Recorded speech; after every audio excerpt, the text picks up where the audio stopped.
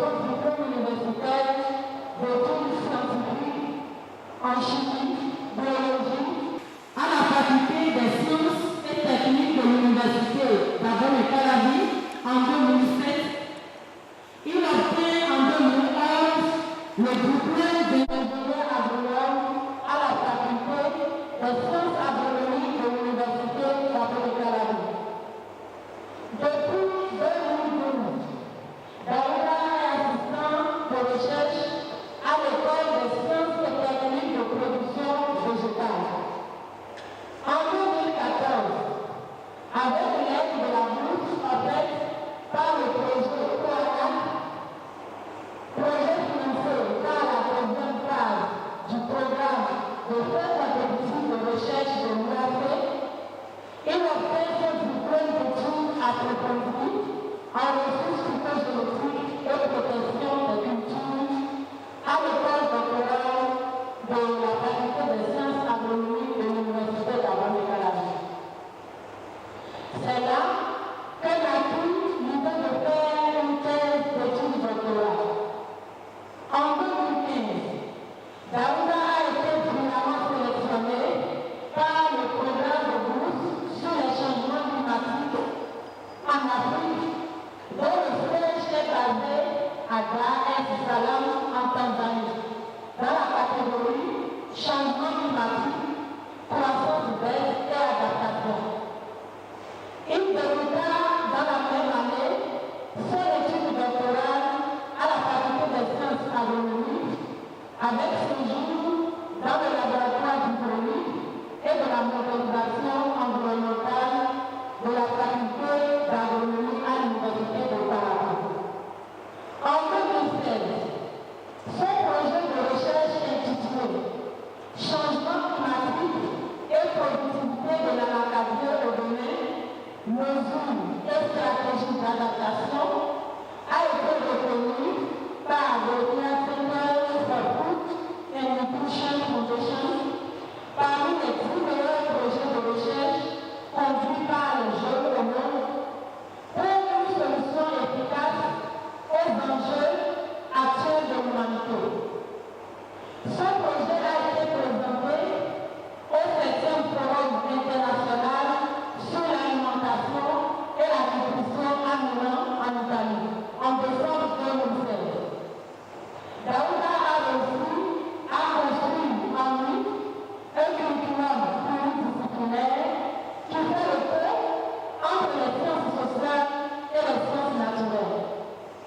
Sa carrière envisagée est l'enseignement universitaire et la recherche afin de contribuer à la mise au point de connaissances pour le développement de l'agriculture en Afrique.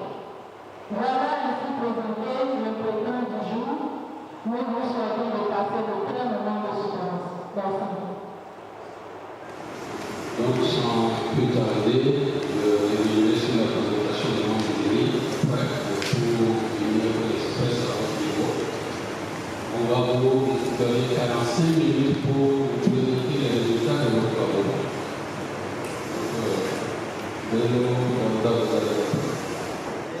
Excellences, Monsieur le Président du jury, honorables et distingués membres du jury, chers parents, amis et invités, vous êtes les bienvenus à cette soutenance de thèse de doctorat à l'Université d'Abomey-Calavi. Le travail qui a été réalisé a été conduit sous la supervision du docteur Léonard Ahoton, maître de conférence. Le thème de notre présentation est intitulé « Effet du changement climatique, de l'interaction génotype-environnement et des stratégies d'adaptation sur la productivité de l'anacadie au Bénin ». Le plan de présentation est le suivant. Après une introduction générale, les chapitres 2 à 7 présenteront la quintessence des travaux conduits et le chapitre 8 montrera la conclusion générale et les perspectives. En introduction, il faut déjà retenir que l'anacadie est la deuxième culture d'exportation au Bénin après le coton. Il est cultivé sur plus de 385 000 hectares de plantation par près de 200 000 petits producteurs. Sa contribution contribue respectivement à 3% et 7% pour le PIB national et agricole, et le Bénin fait partie des 10 meilleurs pays producteurs de l'anacardier au monde. Mais cependant, malgré l'importance de cette culture pour les milliers de populations au Bénin et en Afrique, la filière est sujette à des contraintes, dont notamment les changements climatiques et les techniques culturelles qui restent très peu performantes. Ces changements climatiques, comme je le disais, sont caractérisés par la rareté et la mauvaise distribution de la pluviométrie, la sécheresse, un climat de plus en plus chaud et les vents violents. Et ces facteurs climatiques, lorsqu'ils sont sévères, causent, n'est-ce pas, un avortement et la sécheresse des fleurs, la chute des feuilles et des fruits, conduisant donc ainsi à une baisse de rendement. À titre, n'est-ce pas, d'illustration, on peut voir que sur les 30 dernières années, on a effectivement une augmentation de la production, mais cela est essentiellement dû à une augmentation des superficies emblavées. Sinon, on peut voir à l'extrême droite ici que vraiment les rendements sont en baisse d'année en année. Cela, n'est-ce pas, fait donc appel au développement des mesures d'adaptation. Et ceci doit donc se baser sur des ACL endogènes mises en place déjà par les populations. Cependant, nous sommes également convaincus que les performances des cultivars d'anacardier sont le résultat de leur constitution génétique et de leur environnement de production. Dans ce cadre, une clé stratégique pour l'augmentation des rendements est la recherche de génotypes à large adaptation et caractérisée par un rendement au-dessus de la moyenne et une faible variation intersite. Pour y parvenir, l'étude de l'interaction génotype-environnement offre cette possibilité, notamment la sélection de cultivars à haut potentiel de rendement et à production plus régulière, peu sensibles aux variations climatiques de notre production et d'une année à une autre.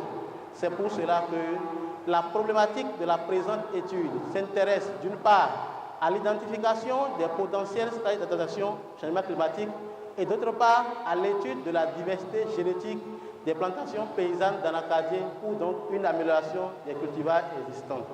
Pour y parvenir, nous sommes donc alors fixés 6 objectifs, à savoir l'étude de la perception des plantes d'anacardier de l'effet du changement climatique sur le rendement des arbres, ainsi que les stratégies mises en place par ceux-ci, de déterminer les tendances climatiques passées et futures et leur impact sur le rendement en noix de l'anacardier, d'évaluer l'effet de la variabilité climatique sur la productivité de l'anacardier au Bénin au cours des 4 dernières campagnes agricoles, d'analyser l'interaction génotype-environnement sur les paramètres de production de l'anacardier au Bénin, de tester l'efficacité du paillage, de l'apport des déjections animales sur la productivité de l'anacardier au Bénin et enfin d'évaluer le stock de carbone dans les plantations. Nous sommes là fixés comme but de déterminer les indicateurs des plantes d'anacardier, changement climatique et leur impact sur le rendement des arbres, d'identifier les facteurs climatiques qui affectent le rendement des arbres et de voir enfin les stratégies mises en place par ceux-ci ainsi que les déterminants de l'adoption de ces stratégies. Pour y parvenir, l'étude a été conduite dans 8 communes du Bénin réparties en tenant compte des zones favorables à l'anacardier réalisées par Tandy Eko en 2010. Il s'agit des zones de bonne production. Dans cette zone, la culture de l'anacardier ne pose aucun problème particulier du fait des conditions climatiques et géomorphologiques qui sont favorables. Et là, les communes donc, de Savet, de Glazoué et de Banter ont été retenues. La zone de production moyenne, et là, la commune de l'anacardier, les conditions climatiques ne pètent pas beaucoup l'expression du potentiel. Et là, c'est la commune de Djou qui a donc été retenue. Et ensuite, la zone de production passable, qui est donc composée de 2 grandes zones, à savoir le Haut-Nord, le Nord-Est. Et là, c'est la commune donc, de Kandi et Gogounou qui sont retenues. Et la zone sud ici, c'est la commune de Boïkon et Djidja qui sont retenues. La taille de l'échantillon a été obtenue en utilisant donc l'approximation binomiale d'Ayoli et 217 producteurs ont été retenus pour l'enquête. Et par village, les planteurs qui ont au moins un âge supérieur à 50 ans ont été recensés à la suite des focus group. Et les enquêtes individuelles ont été donc conduites sur les 217 producteurs ayant non seulement les 50 ans d'âge, mais également tout au moins 10 ans d'expérience, comme l'ont fait aussi dans ces collaborateurs en 2010. Les données ont été collectées en utilisant des questionnaires, des enquêtes individuelles et de groupe et la visite de plantation. Alors, ces données ont été analysées comment? Nous savons que chez nous, ici en Afrique, plus précisément au Bénin, les perceptions des phénomènes sont liées aux us et coutumes, eux-mêmes dépendant des catégories socio-culturelles. De ce fait, les personnes enquêtées ont été regroupées suivant les 8 principaux groupes ethniques identifiés. Et par groupe ethnique, les sujets ont été regroupés suivant 2 catégories d'âge, à savoir les adultes qui ont entre 50 ans et 70 ans, et les vieux qui ont plus de 70 ans et de 16, comme l'ont fait Assobadio et ses collaborateurs en 2008. Ainsi, au total, 23 catégories socioculturelles ont été identifiées parce qu'il y a eu donc des manques dans certains groupes. Et ceci donc regroupe les groupes ethniques, l'âge et le sexe. Mais avant tout ça, les données ont d'abord été soumises à une statistique descriptive. Et enfin, les perceptions ont été appréciées grâce à une analyse de la principale. L'AFC a été utilisé donc pour apprécier les différentes adaptations et l'analyse de variance a été utilisée pour, n'est-ce pas, comparer les grandes zones. Enfin, une régression logique binaire a été utilisée pour identifier les déterminants de l'adoption de ces stratégies. Qu'avons-nous obtenu comme résultat? Premièrement, par rapport donc aux caractéristiques socio-économiques des planteurs, il faut déjà retenir que l'âge des planteurs enquêtés a varié entre 50 et 70 ans. Et les producteurs de la zone centre, dans zone de bonne production, sont par ailleurs plus âgés et plus expérimentés comparativement aux autres zones de production. Alors que les autres régions, notamment dans la zone du Haut-Nord, les personnes, les planteurs, les gens disposent d'une superficie assez importante, alors qu'ils allouent très peu de superficie à l'anacadien. Ils sont donc déjà conscients du fait que l'anacadien n'est pas favorable aussi à leur zone. Par rapport aux perceptions, il faut déjà reconnaître que ces perceptions sont déjà unanimes quant à la hausse des températures, l'irrégularité des pluies et la baisse de la quantité de pluie. Ainsi, on peut déjà voir sur le tableau que les personnes Bariba et Dindi, qui sont plus présentes dans la région septentrionale, dans le Haut-Nord, ont la perception que les taux élevés de fleurs séchées observés d'année en année, les vents violents et les hausses des températures sont les principaux indicateurs de changement climatique. Alors que les autres personnes, c'est-à-dire les Yom, les Idacha et Ifé, qui sont présentes dans la zone centre et nord-ouest, ont la perception que c'est les baisses de production qui sont les principaux indicateurs. Ces mêmes groupes ont montré que c'est les basses températures et le retard des pluies qui donc entravent négativement la production des arbres. Donc on peut donc voir ici en image des fleurs séchées identifiées par les producteurs sur le terrain.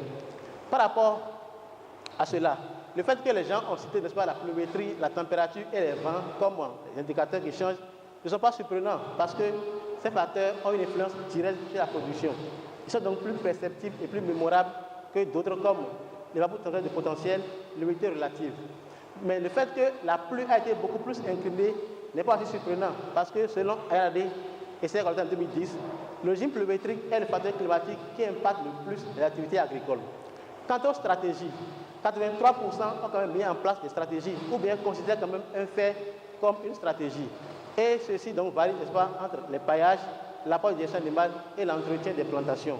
Aucune variété résistante au changement climatique n'a été identifiée sur le terrain. On peut donc voir ici en image les techniques de paillage mises en place par les populations. Et ici, n'est-ce pas, on peut voir les bœufs qui sont donc conduits au champ pour leur digestion et l'association avec les cultures annuelles. Mais là aussi, on cherchait à voir alors qui fait quoi. Ainsi, l'analyse factorielle réalisée a montré que ce sont les personnes Bariba et Dindi, beaucoup plus présentes dans la région au nord, qui, n'est-ce pas, font le paillage avec des de récolte et apportent également de la digestion animale, pendant que les autres sont partagés entre le paillage avec les feuilles d'anacadier et l'association avec d'autres cultures. Alors, par rapport au déterminant, l'analyse a montré ici que le nombre d'années d'expérience, le nombre d'hommes actifs dans le ménage, la contribution dans le du ménage et l'intérêt pour la culture, c'est-à-dire que c'est là pour faire des constructions, pour prendre encore d'autres femmes, sont les principaux déterminants de l'adoption des stratégies d'adaptation. Alors le fait donc que les gens font déjà du paillage n'est pas assez surprenant, parce que Douguet, en 2012, avait déjà montré que le paillage est utilisé lorsque les pluies sont irrégulières ou de très grande intensité. Mais malgré toutes ces stratégies, Bako, c'était en 2008, Tidjani et Akonigbe en 2012 et Dancy en 2013 avaient déjà préconisé l'utilisation de cultivars résistants à la sécheresse comme une très bonne stratégie. Par rapport aux déterminants, Hassan et Neshima en 2008 ont montré effectivement que l'âge et le sexe, par exemple, ne sont pas déterminants. Mais c'est beaucoup plus l'expérience du producteur en matière d'agriculture et les capacités de ces ménages-là à avoir accès au crédit et au marché qui sont déterminants. Qu'est-ce qu'on peut retenir à ce niveau? On peut déjà quand même voir que les populations sont quand même bien conscientes des changements climatiques et par rapport à ça, quand même, essaient tant bien que mal de juguler un peu la situation. Mais la question qui se pose ici maintenant est quoi? Quelle est la concordance entre ces perceptions et les données scientifiques réelles? Et quelles stratégies pouvons-nous réellement développer sur le terrain? C'est donc pour aborder cette perception donc, que le chapitre 3 a été étudié, et cela a visé à analyser les tendances passées et futures et en plus maintenant à investiguer, n'est-ce pas, sur les effets des changements climatiques sur le rendement en noix d'Anacadie dans la zone du Bénin. Pour y parvenir, l'étude a été conduite en tenant toujours compte du découpage du Tandi et Com, et les données climatiques ont été collectées dans les 4 stations météo Bénin qui sont proches, à savoir Boycon et Kandi, la zone de production passable, Savé, la zone de bonne production, et Natitengu, la zone de production moyenne. Alors, quelles sont les données qui sont collectées? Par rapport, n'est-ce pas, au rendement, il faut déjà reconnaître que, normalement, on devrait connaître des données sur au moins 31 années. Mais ces données n'existent pas. Ainsi, l'enquête conduite par Bello, et c'est en 2017 là, nous ont permis d'avoir les données sur les dernières campagnes.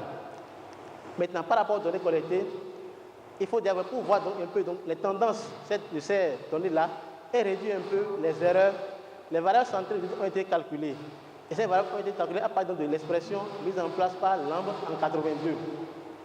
Ensuite, ces données ont été soumises aussi avec des tendances, selon donc Bowerman et en 1993. Et les équations de régression ont été utilisées pour donc apprécier le sens de cette tendance-là. Par rapport maintenant au rendement, comment est-ce qu'ils sont estimés? Alors les rendements collectés sont d'abord regroupés par zone et par campagne agricole. Et les rendements dans les moyennes sont supérieurs à 120% ou inférieurs à 80% sont éliminés de la moyenne pour mesurer un peu les variabilités. Et les moyennes après maintenant sont calculées sur la base de ces nouveaux rendements. Et ces rendements obtenus ont été maintenant soumis à 2 facteurs, à savoir zone et campagne sur les rendements. Et les moyennes maintenant obtenues cette analyse ont été soumises enfin à une analyse des tendances. Alors, c'est un paramètre pour apprécier également la tendance. Par rapport maintenant au lien avec le climat, une corrélation a été faite dans les données climatiques là, pour apprécier un peu l'effet du climat sur le rendement. Mais en ce qui concerne les scénarios futurs, les prévisions dans les futurs proches, 2050 et 2100, dans le futur lointain, ont été obtenues grâce à la méthode de downscaling statistique, à partir donc des modèles généraux qui ont aussi été étudiés récemment dans d'autres régions. Il s'agit donc de CCMA, CGCM3 et CNRMCM3. Et dans le travail ici, c'est la différence relative qui est donc présentée. Alors, cette méthodologie nous a donc permis d'avoir le résultat suivant. Par rapport donc aux tendances de la pluviométrie, on peut déjà voir sur ce graphe-là que dans toutes les régions de production, il y a donc une variabilité interannuelle qui sont très remarquables. Mais contrairement à la perception paysanne, ici, on a quand même une tendance quand même à la hausse dans toutes les zones. Mais cette hausse n'est pas quand même définie au regard donc des R carrés qui sont assez faibles. Par rapport à la température, on a également une variable aussi, une variabilité aussi interannuelle bien remarquable. Mais ici, dans toutes les régions, on voit clairement que les 5 derniers quinquennats sont nettement plus chauds comparativement maintenant au quinquennat précédent. Par rapport maintenant aux prévisions futures, les modèles ici prédisent une diminution de la pluie, notamment dans la période de août à octobre, dans le futur proche que dans le futur lointain. Mais lorsqu'on a quand même comparé les deux modèles, on voit que la quantité d'eau sera beaucoup plus réduite dans le futur proche que dans le futur lointain. Mais néanmoins, quand même, ces modèles s'accordent sur l'occurrence d'une augmentation de la température moyenne à hauteur de 20%, soit au moins 4 degrés C. Mais par rapport maintenant aux tendances des rendements, il faut déjà retenir que, hormis la zone nord-est qui connaît donc une tendance à la hausse, toutes les autres régions connaissent une tendance à la baisse. Et la baisse est encore beaucoup plus significative dans la zone centre. Alors, on a donc voulu voir alors, qu'est-ce qui alors induit donc une tendance à la hausse des rendements dans cette région. Ainsi, le lien maintenant avec les stratégies nous ont montré que ce sont donc les populations Bariba et Dendi beaucoup plus présentes dans cette zone-là et ayant donc des troupeaux qui font l'application de gestion animale avec l'association du paillage de régime du récolte. Cette donc stratégie leur a donc permis de ne pas maîtriser un tant soit peu la production. Mais par rapport aux autres régions, quels sont donc les facteurs climatiques qui ont donc impacté ces rendements? Cela a montré que l'évapotranspiration de référence pendant la période de production des arbres, c'est-à-dire de mars, avril jusqu'à mai, ont négativement impacté ces productions. De même, les pluviométries de août et septembre par endroit, sauf au sud ici, sont aussi déterminantes pour le rendement. Cependant, une pluie qui survient vers la fin du mois de novembre au centre impacte négativement les rendements des arbres. Alors, ces résultats sont quand même aussi similaires à d'autres sur le manguier au Kenya, conduit donc par Mackenzie et ses collectés en 2013, et aussi sur le cacaoyer. Mais selon le rapport de l'IPCC en 2007, lorsque la température va augmenter, cela va entraîner une augmentation de la pluviométrie. Mais ceci va aussi se faire accompagner par un fort taux d'évapotranspiration de référence. Et c'est ce à quoi donc, on s'attend sur le terrain si rien n'est fait. Qu'est-ce qu'on peut retenir sur le terrain par rapport à ceci? Il faut donc retenir que le climat, effectivement, devient de plus en plus chaud et cela a des impacts négatifs sur le rendement. Il est donc de mettre en place des adaptations. Mais vous êtes convenu avec moi que les rendements ici sont issus de données d'enquête. Mais de façon plus concrète, quel a été donc l'effet de la variété du climat sur la production d'anacardier au cours donc des 4 dernières campagnes sur le terrain passé? Pour y parvenir, l'étude a pour objectif, n'est-ce pas, d'évaluer l'effet de la variété intérieure du climat sur la phénologie des anacardiers au centre nord-ouest du Bénin, d'évaluer aussi donc l'effet de la variété intérieure du climat sur le rendement des arbres et de confirmer effectivement si l'indice de stress agroclimatique et la pluviométrie sont les facteurs déterminant le rendement des arbres. Pour y parvenir, cette étude d'abord fait suite à celle conduite par Balogun et ses collaborateurs en 2016, qui a déjà commencé à faire l'étude aussi bien à Glasgow qu'à Djougou. Et les données ont été collectées sur 4 campagnes, comme je disais, sur 36 arbres, dont 18 par morphotype. Et on verra après, n'est-ce pas, les quantités de ces morphotypes-là. Et les données collectées ici concernent les paramètres phénologiques, à savoir date d'apparition des fleurs et des fruits et les rendements et les valeurs de rendement. Ces données sont soumises à une élevage à 3 facteurs, à savoir campagne, zone, morphotype. Et le test du SNK a été utilisé pour séparer les moyennes. Par rapport maintenant à l'indice de stress agroclimatique, cela donc permet d'apprécier si réellement les besoins en eau des arbres sont satisfaits. Et l'indice donc est calculé par la formule mise en place par Franklin et utilisée déjà aussi par Balogun et ses collaborateurs en 2016.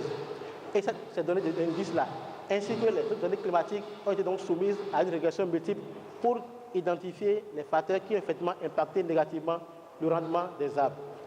Alors, qu'avons-nous obtenu comme résultat? Par rapport, n'est-ce pas, au nombre de fleurs obtenues sur le terrain, il faut donc reconnaître que la saison et la zone ont eu des influences négatives, ont significativement impacté le nombre de fleurs. Cependant, les cultivars, les nombres de fleurs mâles ont uniquement varié entre les cultivars.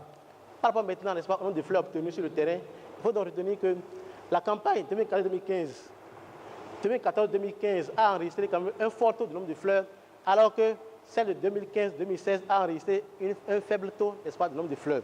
Mais d'une manière générale, on voit quand même que le nombre de fleurs anormales a été plus enregistré dans la campagne 2016-2017. Par rapport maintenant au rendement ici obtenu, il faut aussi reconnaître que les rendements, les poids des noix et des pommes ont varié significativement selon les saisons et les zones. Et pour donc aussi être en accord avec le nombre de fleurs, la campagne 2014-2015 a aussi enregistré un fort taux, un fort rendement aussi, en noix, aussi bien en noix qu'en pommes, alors que celle 2015-2016 a enregistré un faible rendement en noix et en pommes. Mais d'une manière générale, la zone donc, du nord a donc enregistré les meilleurs rendements, aussi bien en noix et en pommes, comparativement au centre. Et cette donnée aussi maintenant, donc, une tendance a montré aussi qu'effectivement, au cours des 4 dernières années ici, la tendance est globalement à la baisse. Donc ça montre effectivement que les rendements baissent, même si elle n'est pas quand même significative par rapport à un carré qui est assez faible. Et maintenant, par rapport aux données climatiques, cela a confirmé effectivement que l'indice social agroclimatique, la pluviométrie de août à septembre et la température moyenne, ainsi que le nombre de pluie, sont les facteurs climatiques qui impactent effectivement le rendement des arbres. Alors, ces résultats étaient déjà aussi obtenus par Balogun et ses collaborateurs en 2016, et les forts rendements en noix obtenus dans le nord peuvent être aussi expliqués par le fait que dans cette région-là, il pleut beaucoup plus, compte tenu du fait qu'il y a dans la chaîne d'Atakora qui permet une forte pluviométrie dans la région. Rupa aussi, en 2013, ses collaborateurs avaient déjà aussi montré que la pluviométrie de août à septembre sont aussi vraiment très importantes pour la production des arbres. Mais nos travaux, comparés maintenant à ceux de Balogun en 2016, ont montré que c'est la pluviométrie donc de août et septembre, alors qu'ils ont trouvé donc que c'est septembre et octobre qui étaient donc importants, n'est-ce pas, pour les arbres. Donc ces travaux combinés peuvent donc nous permettre de dire que la période de août à octobre sont vraiment assez importantes pour le rendement des arbres.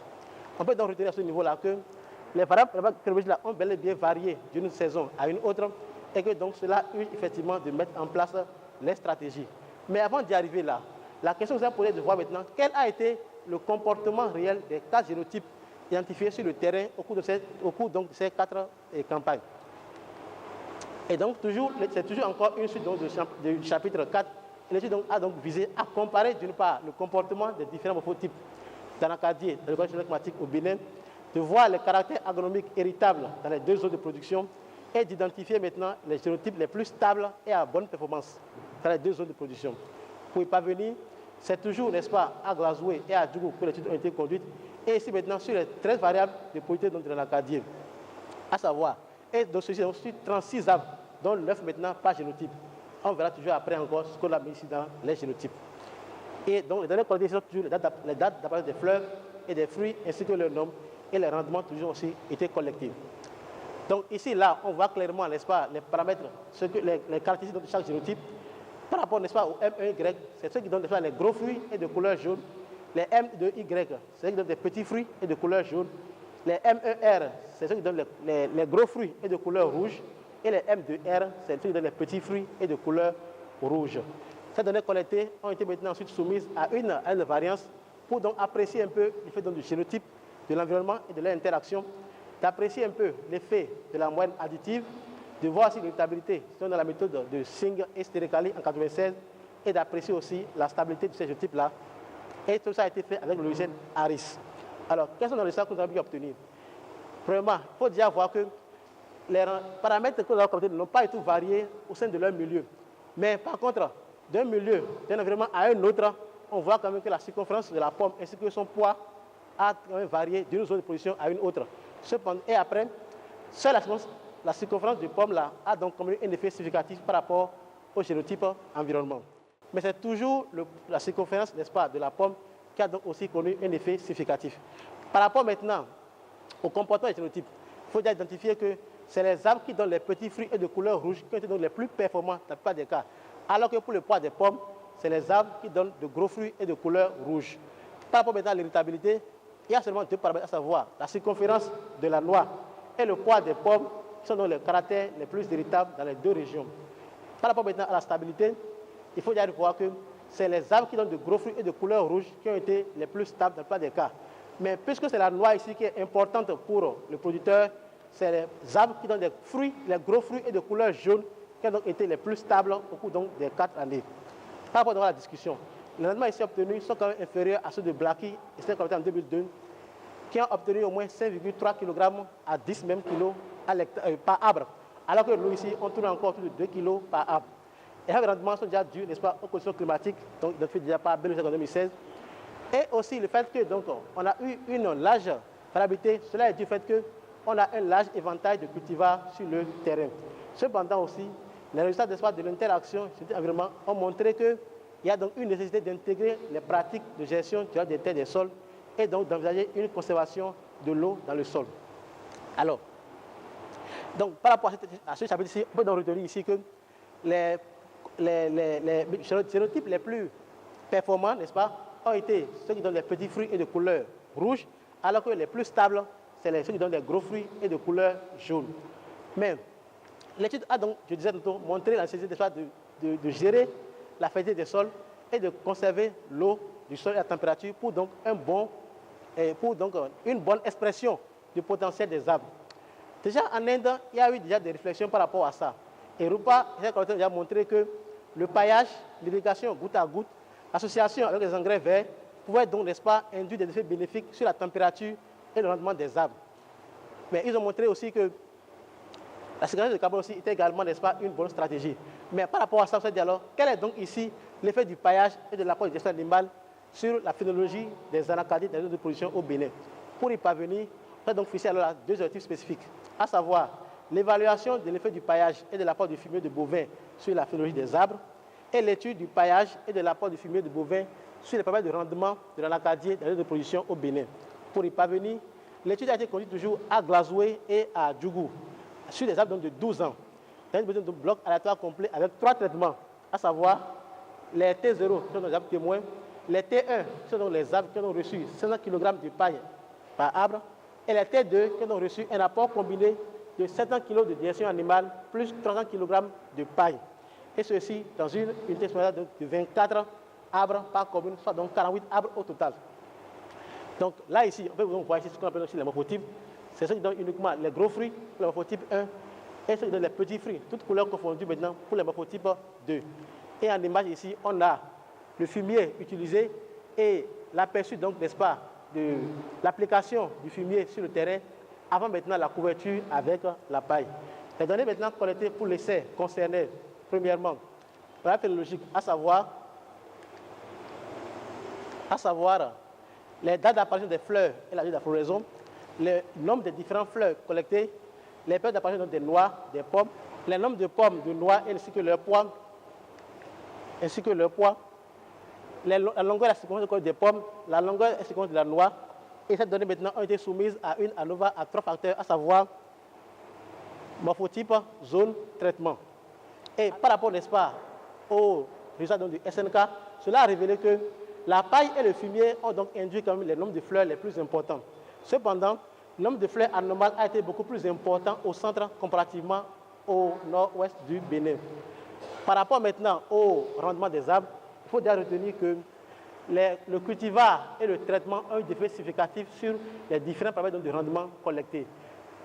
Alors que le nombre de noix a significativement varié uniquement de cultivar à un autre. Alors le test de SNK a révélé qu'au centre, c'est la paille plus la combinaison paillage et fumier qui donc induit les meilleurs rendements, aussi bien en noix et en pommes, alors qu'au nord-ouest, c'est uniquement la paille et le fumier ensemble qui ont donc induit les meilleurs rendements. Cependant, il faut voir que le rendement a été beaucoup plus significatif au nord-ouest comparativement au centre. Alors, ces résultats étaient déjà similaires aussi à ceux obtenus par Mann et ses collaborateurs en 2009, qui ont obtenu une augmentation de l'ordre de 400% en noix avec l'association des engrais verts. Chez nous, ici, ça veut dire autour de 300%. Et ça confirme aussi donc un peu ce que a déjà montré Rupa et qui a montré que le paillage et les abattements organiques là sont effectivement bénéfiques sur l'humidité. Et à leur niveau, ils ont obtenu jusqu'à 19% d'humidité en saison sèche. De même, déjà au Ghana également, les producteurs d'anacardier ont aussi déjà utilisé donc, la fiente de volaille et ont aussi obtenu des résultats assez similaires. En conclusion, cette partie, on peut donc retenir que les traitements T1 et T2 ont été vraiment importants pour l'apparition précoce des organes, alors que le paillage et le fumier pourraient donc être d'abord considérés comme une stratégie en attendant de la mise en place d'une variété beaucoup plus résistante. Alors, dans le cas du changement climatique, il y a deux aspects. Il y a l'adaptation et également l'atténuation. C'est pour cela que nous avons aussi voulu voir également la contribution de ces plantations d'anacardier-là dans la réduction du taux de carbone atmosphérique au Bénin et son impact, n'est-ce pas, dans l'atténuation du changement climatique. Pour y parvenir, on a donc fixé alors, n'est-ce pas, 3 objectifs, à savoir d'estimer le stock de carbone organique emmagasiné dans les parties de l'arbre, de quantifier ce stock de carbone et d'analyser maintenant les variations du stock de carbone total emmagasiné en lien avec le gradient climatique. Pour y parvenir, l'étude a été conduite dans 6 communes du Bénin, à savoir l'extrême nord, Kandi et Nikim, le centre, à savoir Glazoué et Savey, et maintenant Didja et Djougou au sud et au nord-ouest.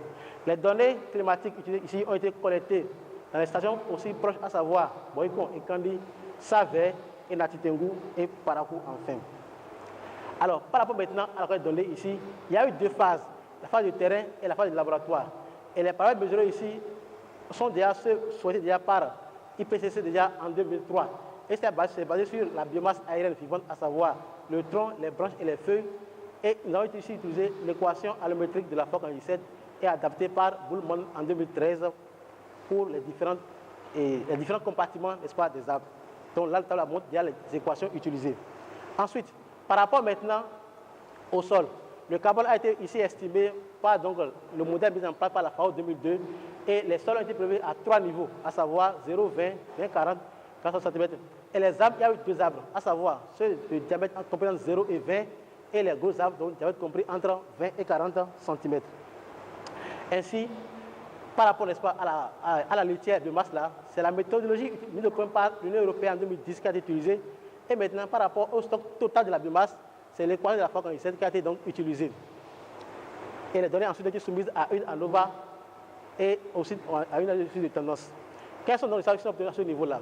On peut déjà retenir que la zone et le DBH ont eu un effet significatif quand même sur les différents stocks de carbone dans les différents compartiments des arbres. Ainsi, le test SNK ici montre que c'est beaucoup plus le centre et le sud du Bénin qui ont stocké les quantités de carbone les plus importantes dans la biomasse aérienne. Et on voit là nettement aussi que la biomasse aérienne a quand même plus stocké comparativement aussi maintenant à la biomasse racinaire. Par rapport maintenant au stock total, c'est le centre vraiment qui a donc stocké la plus grande quantité de stock de carbone, soit de l'ordre de 84 tonnes à l'hectare. Mais puisque là, c'est 2 communes utilisées, on a voulu voir maintenant la tendance globale. Donc, selon qu'on quitte le sud ici vers le nord.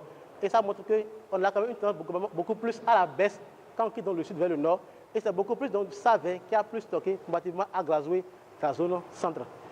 En lien maintenant avec le type climatique, là, on a quand même une tendance beaucoup plus à la hausse quand on quitte la zone soudanienne vers la zone soudano-guinéenne. Mais la tendance ici n'est pas quand même significative au regard donc, du R qui est assez faible. Et la corrélation avec le sol de carbone est négative. Ça montre ici quand même que le sol de carbone a quand même vraiment un effet sur l'atténuation du climat. Alors le fait donc que le sol de carbone est plus important dans l'ouest aérienne que racinaire a été déjà montré aussi par Montaini et Naimi en 2004 qui ont montré que les efforts de captation sont beaucoup plus concentrés dans la biomasse aérienne en milieu tropical. Le fait aussi que les gros arbres ont aussi stocké du carbone plus que les petits arbres ne sont pas aussi surprenant parce que Thomson et ses collègues en 2004 ont déjà affirmé que plus l'arbre grossit, plus il séquestre du carbone. Mais le stock ici a varié entre 63 et 85 tonnes à l'hectare. Pour aussi déjà en 2013, ces collaborateurs ont déjà eu, avec des arbres de 7 ans et de densité compris entre 156 et 100 arbres à l'hectare, 32 voire 59 tonnes de carbone à l'hectare. Mais malgré tout ça, là, Albrecht et Candy en 2003 ont déjà montré que la capacité de stockage de carbone d'un système agroforestier en Afrique subsaharienne varie entre 12 et 228 tonnes de carbone à l'hectare. Mais de même, le fait que la température et le carbone sont donc corrélés sont déjà aussi également expliqués par Richten en 2007 et Makipa en 2009 qui a expliqué qu'une température élevée induit aussi un taux de CO2 élevé contribuant à une faible séquestration du carbone. On peut donc retenir là, à ce niveau-là, que les arbres ont quand même stocké et que le taux de stockage varie entre 64 tonnes et 85 tonnes à l'hectare. Et cela a un effet négatif également aussi sur le climat. Et c'est, monsieur le grand jury, on a distingué les membres du jury. Au terme de la présente étude, qu'est-ce qu'on peut donc retenir? On peut déjà retenir ici que les planteurs sont quand même bien conscients du fait que le climat a changé et les perceptions sont quand même globalement corrélées avec les données scientifiques réelles. Les cultivars ici performants sont ceux qui donnent les petits fruits de couleur rouge, alors que les plus stables pour la noix, c'est ceux qui donnent des gros fruits et de couleur jaune. Et le paillage et l'apport d'engrais organiques pourraient donc d'abord être utilisés ici comme une stratégie. Et ces standardisations également ont un bon pouvoir de séquestration du carbone. Alors, quelles sont les perspectives de ce travail ici? Il faut déjà voir que sur le plan, n'est-ce pas, de l'adaptation climatique, on l'envisage sur deux axes, à savoir l'axe variétal, où nous pensons que, donc, n'est-ce pas, approfondir, continuer un peu l'étude aussi, et si possible, faire un croisement entre les génotypes les plus stables avec ceux qui sont performants. Aussi, nous envisageons aussi, n'est-ce pas, identifier d'autres variétés dans d'autres régions pour, n'est-ce pas, une introduction au Bénin. Par rapport maintenant aux pratiques agronomiques, il s'agit donc pour nous aussi de continuer encore le système du paillage afin de voir un peu sa durabilité dans le temps et de tester maintenant aussi, n'est-ce pas, ces engrais-là, ces arbres-là avec les engrais verts pour donc favoriser la production donc, de biomasse sur place.